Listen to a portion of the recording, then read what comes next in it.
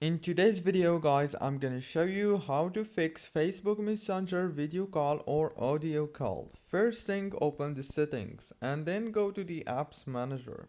When you open the apps manager on this page, you are gonna find all the apps that you have in your phone.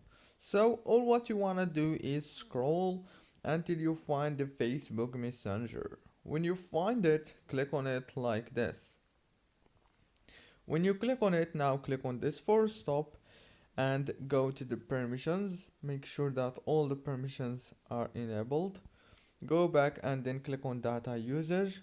Make sure those options are enabled and disable only the background data like this. Go back and then click on the storage or the internal storage. Click on clear cache and restart your phone. That's it. Don't forget to like, subscribe, and thank you for watching.